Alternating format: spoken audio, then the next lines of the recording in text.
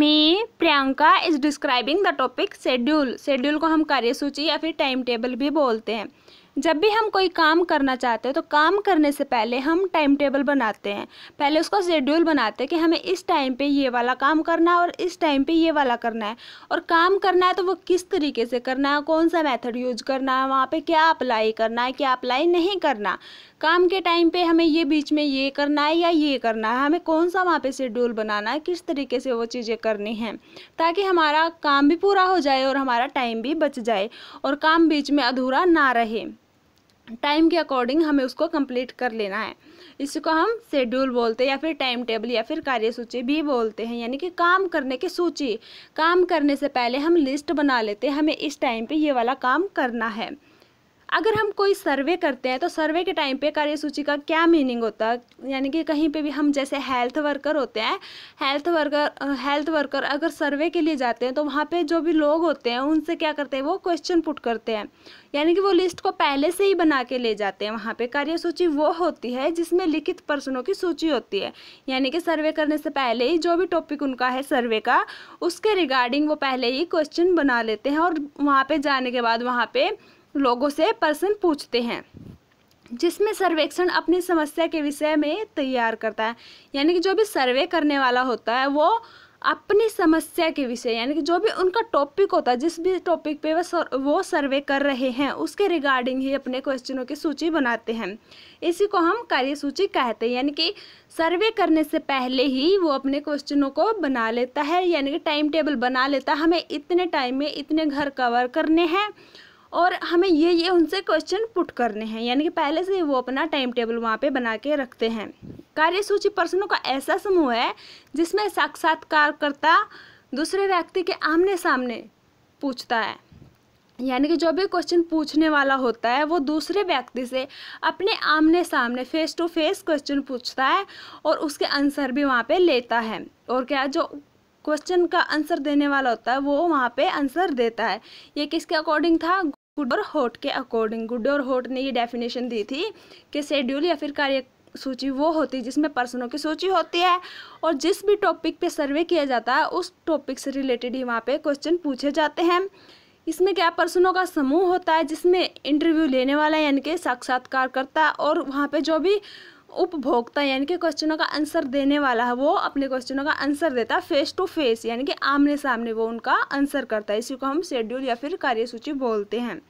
उसके बाद इन्हीं के अकॉर्डिंग कार्यसूची के उद्देश्य यानी कि ऑब्जेक्टिव्स क्या थे शेड्यूल बनाने के, क्यों शेड्यूल बनाया गया। सबसे पहला तो क्या है, आमने सामने वहाँ पे क्वेश्चनों के आंसर हो जाते हैं, यानी कि कोई भी वहाँ पे बीच में झूठ बोलने वाला नहीं होता। यहाँ पे कानों सुनी पे विश्वास नहीं करते, यहाँ पे सिर्फ क्या, आंखों देखी पे विश्वास होता है, यानी कि आमने सामने वहाँ पे क्वेश्चन पुट होते ताकि हम उनके जो भी एक तरह से उनके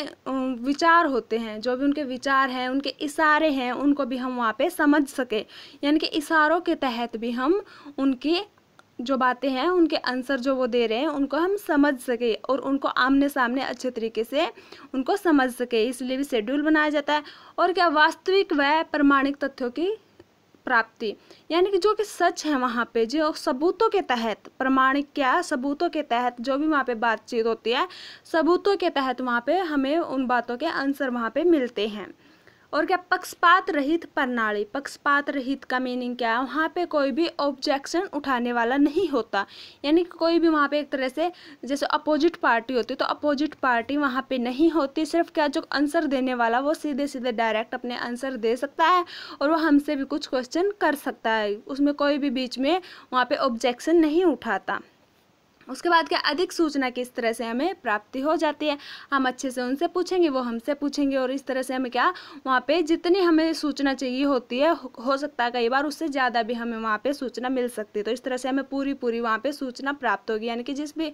टॉपिक के रिगार्डिंग हम वहाँ पे सर्वे कर रहे हैं उस तरह से हमें पूरी वहाँ पे सूचना आंसर वहाँ पे हमें मिलेंगे। उसके बाद क्या, अवलोकन क्षमता। अवलोकन का मीनिंग क्या होता है, आँखों देखी पे, यानी कि जो भी आंखों से देख के हम ये देखेंगे कि हाँ उनकी क्षमता कितनी है, वो कितना बता सकते हैं उस चीज़ को, यानी कि वहाँ पे हम क्या, आंखों देखी पे विश्वास करते हैं। अवलोकन में क्या आता है, यही हमारा आता है कि हम आंखों देखी बातों पे ही वहाँ पे विश्वास करते हैं।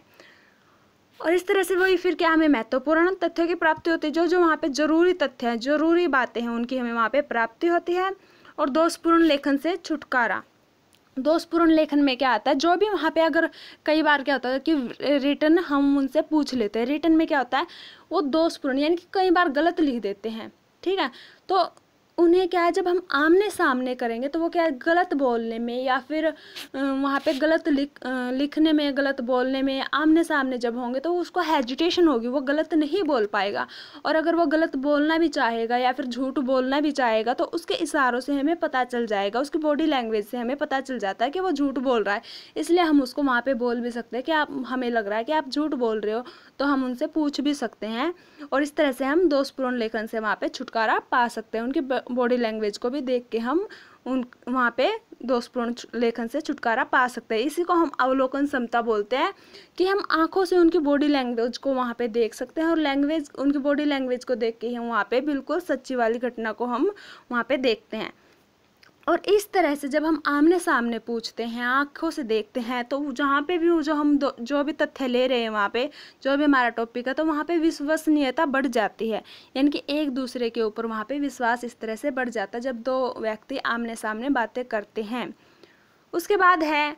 टाइप्स ऑफ शेड्यूल, यानी कि जो भी कार्यसूची होती है उसके प्रकार, वो कितने टाइप की होती है। यहाँ पे इसके कुछ टाइप्स हैं, जैसे कि पहला है साक्षात्कार कार्यसूची, यानी कि जो इंटरव्यू होता है, एक तरह से जब भी हम इंटरव्यू लेते हैं तो इंटरव्यू के अंदर हम क्या करते हैं, पहले से अपने क्वेश्चन बना लेते हैं। जो भी हमारा टॉपिक होता है, टॉपिक के रिगार्डिंग हम पहले ही अपने क्वेश्चनों को बना के रख लेते हैं, यानी कि इंटरव्यू के लिए अपना शेड्यूल बनाना, टाइम टेबल बनाना। सेकंड है अवलोकन कार्यसूची, यानी कि हमें अवलोकन करना, आमने सामने देखना, आमने सामने देख के ही हमें वहाँ पे कोई भी टॉपिक है उससे रिलेटेड हमें वहाँ पे सारे तथ्य वहाँ पे लेने हैं, ठीक है। यानी कि अवलोकन करके हमें वहाँ पे लेना, यानी कि अवलोकन का शेड्यूल बनाना, हमें किस टाइम पे उनसे आमने सामने बातें करनी है। उसके बाद है संस्था सर्वेक्षण कार्यसूची, यानी कि जो भी संस्था है वहाँ पे, संस्था क्या होती है, एक तरह से जैसे कंपनी होगी, जो भी ऑर्गेनाइजर होते हैं, ठीक है, यानी कि जो भी वहाँ पे संस्था है जिसने सर्वे करने के लिए बोला है, जैसे हेल्थ की कोई संस्था है, हेल्थ वर्कर्स है, हेल्थ टीम है, वहाँ पे जो हेल्थ टीम है, ऑर्गेनाइजर जो भी है वहाँ पे, ऑर्गेनाइजेशन जिसने भी करवाया है, वहाँ पे जो भी कंपनी है, ऑर्गेनाइजर कंपनी है या फिर जो संस्था है, वो जो भी सर्वे के लिए बोलेगी,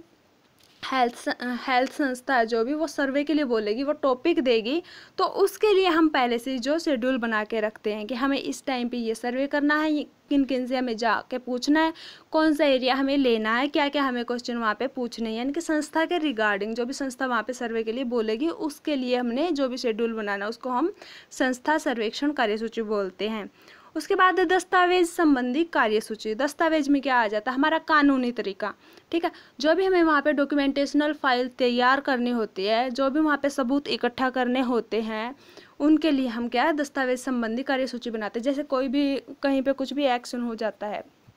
तो वहाँ पे पहले क्या करते हैं कि हाँ, हमें पहले उसकी रिपोर्ट करवानी है, फिर उसके ये डॉक्यूमेंट्स देखने, वो डॉक्यूमेंट्स देखने, जो भी वहाँ पे कार्रवाई होती है वो पूरे टाइम टेबल या फिर शेड्यूल के अकॉर्डिंग होती है, 1 by 1, ठीक है। तो इस तरह से ये थे हमारे कुछ शेड्यूल के टाइप्स। साक्षात्कार कार्यसूची यानी कि इंटरव्यू के लिए जो हम शेड्यूल बनाते हैं, अवलोकन कार्यसूची के अंदर जिसमें हम आंखों देखी के लिए हम शेड्यूल बनाते हैं, और संस्था सर्वेक्षण यानी कि जो भी सर्वे करवाने वाली संस्था होती है उसके वो जो होती है वो पहले से ही टाइम टेबल बनवाएगी कि हाँ आपको ये करवाना है, ये करना, ठीक है। उसके बाद क्या, संस्था संबंधी, दस्तावेज संबंधी, दस्तावेज में क्या है, जो भी डॉक्यूमेंटेशनल कार्यवाही वहाँ पे होती है उसके लिए हम शेड्यूल जो बनाते हैं। तो इस तरह से हम किसी भी काम को पूरा करने के लिए पहले ही उसके लिए टाइम टेबल बना लेते हैं, शेड्यूल बना लेते हैं, ताकि हमारा जो भी काम हम करना चाहते हैं वो पूरी तरह से हो जाए और उसमें कोई भी गलत हमें इन्फॉर्मेशन ना मिले। हम जितनी हो सके सही तरीके वाली इन्फॉर्मेशन कलेक्ट करेंगे और उस कलेक्शन से ही हम आगे अपनी जो भी कार्रवाई होती है उसको करते हैं पूरा, ठीक है।